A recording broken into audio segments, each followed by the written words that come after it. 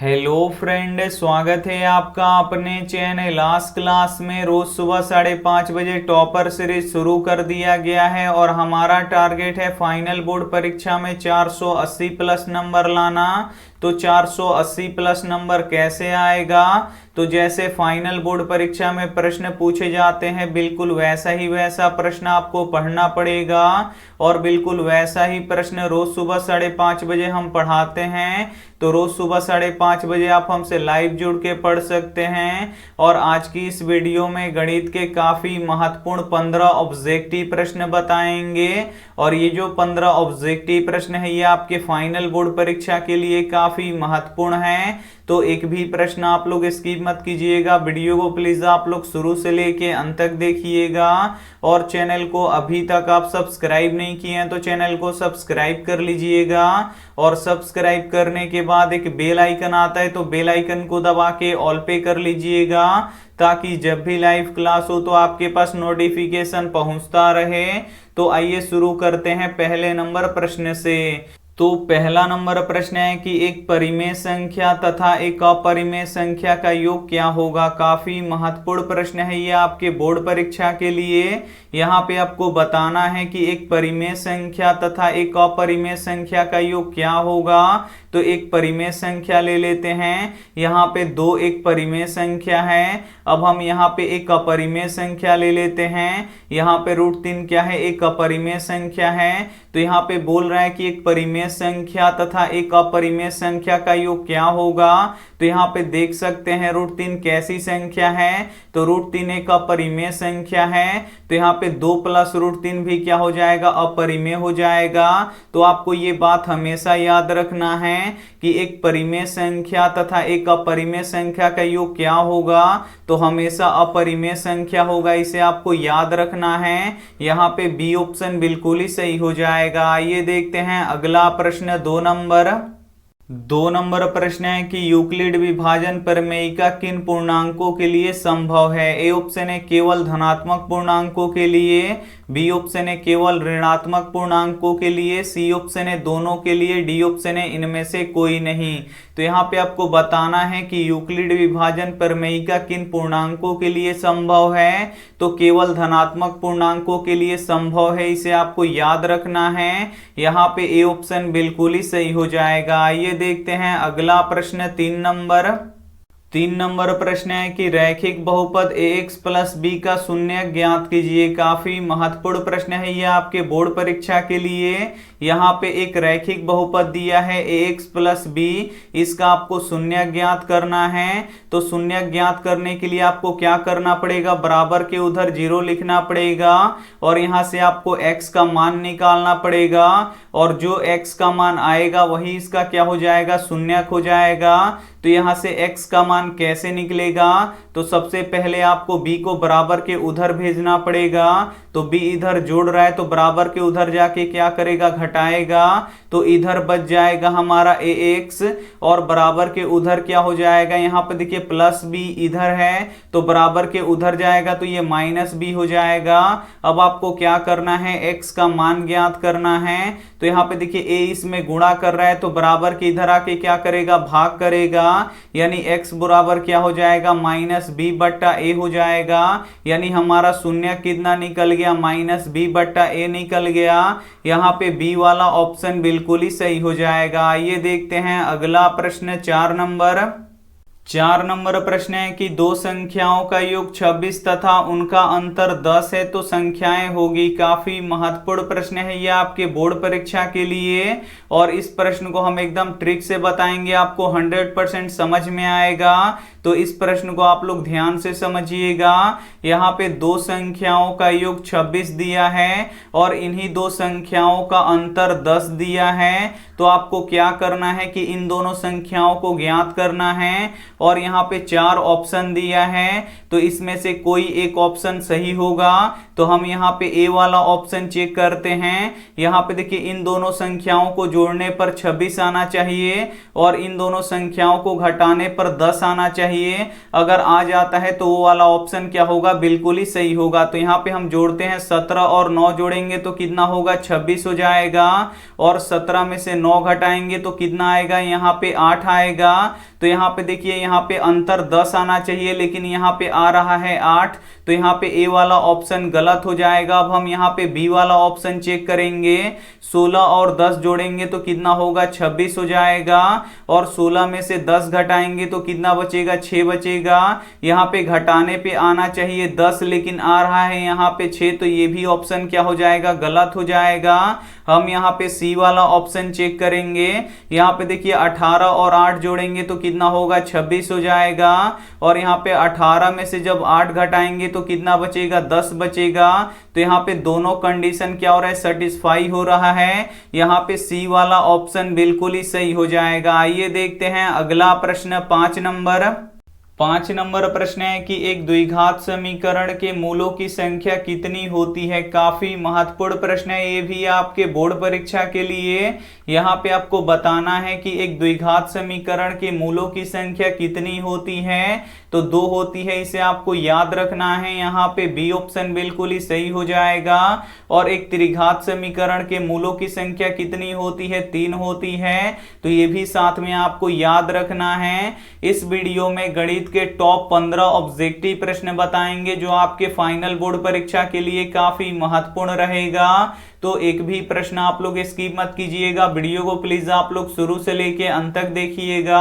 और वीडियो को अभी तक आप लाइक नहीं किए हैं तो प्लीज आप लोग वीडियो को लाइक कर दीजिएगा।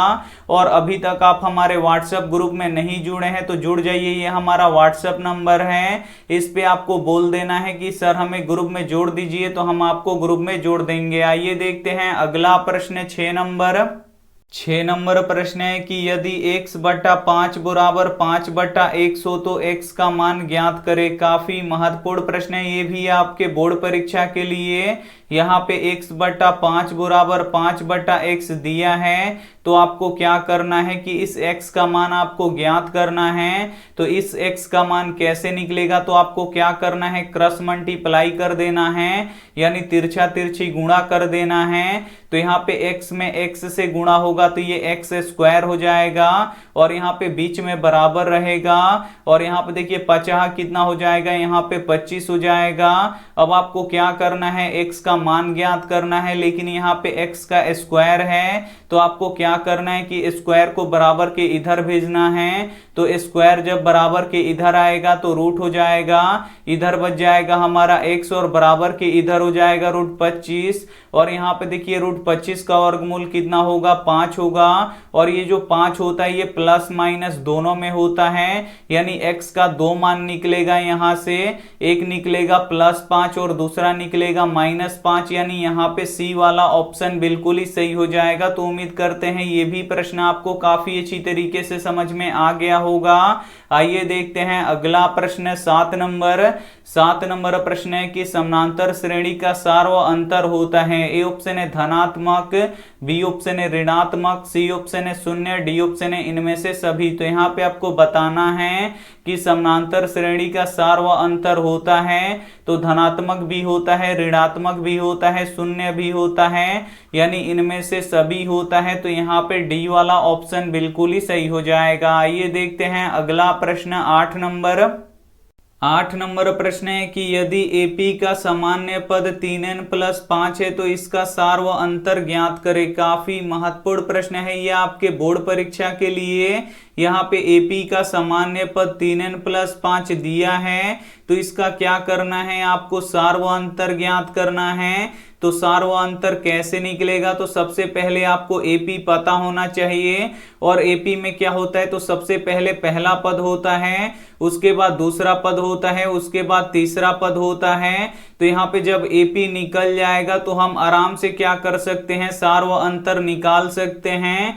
और यहाँ पे AP का सामान्य पद 3n + 5 दिया है। अगर आप लोग n के जगह पे 1 रखिएगा तो पहला पद निकलेगा, n के जगह पे 2 रखिएगा तो दूसरा पद निकलेगा, और n के जगह पे 3 रखिएगा तो तीसरा पद निकलेगा। तो हम यहाँ पे निकाल देते हैं। सबसे पहले हम n के जगह पे 1 रख देते हैं और यहाँ पे +5 है तो यहाँ पे लिख देते हैं +5। अब यहाँ पे देखिए 3 में 1 से गुणा होगा तो 3 और 5 कितना हो जाएगा, 8 हो जाएगा। यानी पहला पद कितना निकल गया, 8 निकल गया।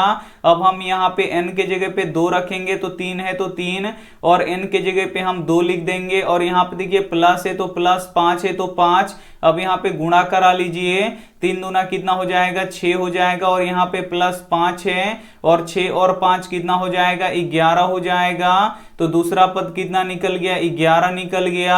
अब हम यहाँ पे तीसरा पद निकालेंगे। तो अब यहाँ पे आपको क्या करना पड़ेगा कि n के जगह पे आपको 3 रखना पड़ेगा। तो 3 है तो 3 और n के जगह पे हम 3 रख देते हैं और यहाँ पे +5 है तो यहाँ पे +5 लिख देंगे। अब यहाँ पे देखिए 3 3 कितना हो जाएगा, 9 हो जाएगा और यहाँ पे +5 हो जाएगा। तो 9 और 5 कितना हो जाएगा, 14 हो जाएगा। तो यहाँ पे एक AP निकल गया।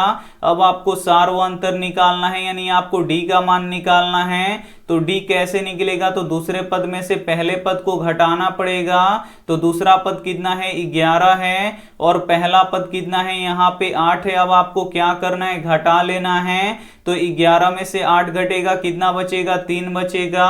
यानी हमारा सार व अंतर कितना निकल गया, 3 निकल गया। यहाँ पे C ऑप्शन बिल्कुल ही सही हो जाएगा। तो उम्मीद करते हैं ये भी प्रश्न आपको काफी अच्छी तरीके से समझ में आ गया होगा। आइए देखते हैं अगला प्रश्न 9 नंबर प्रश्न है कि 2 अक्षों की प्रतिच्छेदी बिंदु को क्या कहते हैं। काफी महत्वपूर्ण प्रश्न है ये भी आपके बोर्ड परीक्षा के लिए। यहाँ पे आपको बताना है कि 2 अक्षों की प्रतिच्छेदी बिंदु को क्या कहते हैं। तो मूल बिंदु कहते हैं, इसे आपको याद रखना है। यहाँ पे B ऑप्शन बिल्कुल ही सही हो जाएगा। और मूल बिंदु का निर्देशांक कितना होता है, तो 0 0 होता है। तो ये भी साथ में आपको याद रखना है। आइए देखते हैं अगला प्रश्न 10 नंबर प्रश्न है कि वृत्त की सबसे बड़ी जीवा होती है। यहाँ पे आपको बताना है कि वृत्त की सबसे बड़ी जीवा क्या होती है। तो व्यास होती है, इसे आपको याद रखना है। यहाँ पे C ऑप्शन बिल्कुल ही सही हो जाएगा। और व्यास को D से सूचित किया जाता है, तो ये भी साथ में आपको याद रखना है। आइए देखते हैं अगला प्रश्न 11 नंबर प्रश्न है कि वृत्त के अंदर कोई बिंदु है, तो इस बिंदु से वृत्त पर कितनी स्पर्श रेखा खींचा जा सकता है। यहाँ पे आपको बताना है कि वृत्त के अंदर कोई बिंदु है, तो इससे कितना स्पर्श रेखा खींचा जा सकता है। तो इससे एक भी स्पर्श रेखा नहीं खींचा जा सकता है, इसे आपको याद रखना है। यहाँ पे D वाला ऑप्शन बिल्कुल ही सही हो जाएगा। आइए देखते हैं अगला प्रश्न 12 नंबर प्रश्न है कि एक वृत्त की परिधि और क्षेत्रफल बराबर हो तो वृत्त का व्यास ज्ञात करें। काफी महत्वपूर्ण प्रश्न है ये भी आपके बोर्ड परीक्षा के लिए। यहाँ पे किसी वृत्त की परिधि और क्षेत्रफल दोनों आपस में क्या है, बराबर है। तो आपको क्या करना है कि वृत्त का व्यास आपको ज्ञात करना है। तो वृत्त का परिधि का फॉर्मूला क्या होता है, 2πr होता है। और वृत्त का क्षेत्रफल का फॉर्मूला क्या होता है, πr² होता है। तो यहाँ पे देखिए 2 है तो 2π है तो पाई, r है तो r, और यहाँ भी पाई है तो पाई। और r² का अर्थ क्या होता है कि यही चीज 2 बार गुणा करता है, तो हम यहाँ पे r 2 बार लिख देते हैं। तो यहाँ पे देखिए पाई से पाई क्या हो जाएगा, कट जाएगा। और एक r से एक r क्या हो जाएगा, कट जाएगा। इधर बचेगा 2 और बराबर के उधर क्या बचेगा, r बचेगा। और r क्या होता है, त्रिज्या होता है। तो हमारा त्रिज्या कितना निकल गया, 2 निकल गया। तो अब आपको क्या करना है कि व्यास निकालना है। तो व्यास का फॉर्मूला क्या होता है, 2 गुणे त्रिज्या होता है। तो यहाँ पे 2 है तो 2 और त्रिज्या का मान कितना निकला है, 2 निकला है। तो यहाँ पे लिख देंगे 2 और 2 दूना कितना हो जाएगा, 4 हो जाएगा। तो हमारा व्यास कितना निकल जाएगा, 4 निकल जाएगा। यहाँ पे B ऑप्शन बिल्कुल ही सही हो जाएगा। आइए देखते हैं अगला प्रश्न 13 नंबर प्रश्न है कि 48/96 का सरलतम रूप लिखे। काफी महत्वपूर्ण प्रश्न है ये आपके बोर्ड परीक्षा के लिए। यहाँ पे आपको 48/96 का सरलतम रूप लिखना है। तो जब भी बोले आपसे सरलतम रूप लिखने के लिए, तो आपको क्या करना है कि इन दोनों को कटा देना है। और कटाने के बाद जो भी बचेगा वही इसका सरलतम रूप होगा। तो आइए इसे कटाते हैं। तो ये 48 से 96 कट जाएगा, हम यहाँ पे कटा देते हैं। 48 से कम 48 और 48 दूना कितना हो जाएगा, 96 हो जाएगा। यानी ये कटने के बाद कितना बचा, 1/2 बचा। तो इसका सरलतम रूप 1/2 हो जाएगा। यानी हमारा यहाँ पे ए ऑप्शन बिल्कुल ही सही हो जाएगा। ये देखते हैं अगला प्रश्न 14 नंबर प्रश्न है कि AP 3, 7, 11 डॉट डॉट है तो A और D निकाले। काफी महत्वपूर्ण प्रश्न है। यहाँ पे एक AP दिया है तो यहाँ पे आपको A का मान निकालना है और D का मान निकालना है। तो A क्या होता है, प्रथम पद होता है, और D क्या होता है, सार्वंतर होता है। तो AP का प्रथम पद यानी पहला पद कितना है, 3 है, तो यहाँ पे A का मान 3 निकल गया। अब आपको D का मान निकालना है। तो D का मान कैसे निकलता है, तो दूसरे पद में से पहले पद को घटाना पड़ता है। तो दूसरा पद कितना है, यहाँ पे देख सकते हैं 7 है, तो यहाँ पे लिख देंगे 7, और पहला पद कितना है, 3 है, तो यहाँ पे लिख देंगे 3। अब यहाँ पे देखिए 7 में से 3 घटाएंगे तो कितना बचेगा, 4 बचेगा। यानी A का मान यहाँ पे 3 निकल गया और D का मान यहाँ पे 4 निकल गया। यहाँ पे C वाला ऑप्शन बिल्कुल ही सही हो जाएगा। ये देखते हैं अंतिम प्रश्न 15 नंबर प्रश्न है कि सबसे छोटी भाज्य संख्या और सबसे छोटी अभाज्य संख्या का गुणनफल कितना होगा। काफी महत्वपूर्ण प्रश्न है ये भी आपके बोर्ड परीक्षा के लिए। तो सबसे छोटी भाज्य संख्या कौन सी होती है, 4 होती है, और सबसे छोटी अभाज्य संख्या क्या होती है, 2 होती है। तो बोल रहा है कि सबसे छोटी भाज्य संख्या और सबसे छोटी अभाज्य संख्या का गुणनफल क्या होगा। तो अब गुणा कर लीजिए, 4 दूना कितना होगा, 8 होगा। यहाँ पे ए वाला ऑप्शन बिल्कुल ही सही हो जाएगा। हम यहाँ पे आपको 15 काफी महत्वपूर्ण ऑब्जेक्टिव प्रश्न बता चुके हैं। तो इस वीडियो को आप लोग जरूर लाइक कीजिएगा, अपने दोस्तों के पास इस वीडियो को जरूर शेयर कीजिएगा, और चैनल को अभी तक आप सब्सक्राइब नहीं किए तो चैनल को सब्सक्राइब करके साथ में बेल आइकन को ऑल पे दबा लीजिएगा, ताकि जब भी लाइव क्लास हो तो आपके पास नोटिफिकेशन पहुंचता रहे। Thank you for watching. मिलते हैं अगले वीडियो में, तब तक अपना ध्यान रखिए।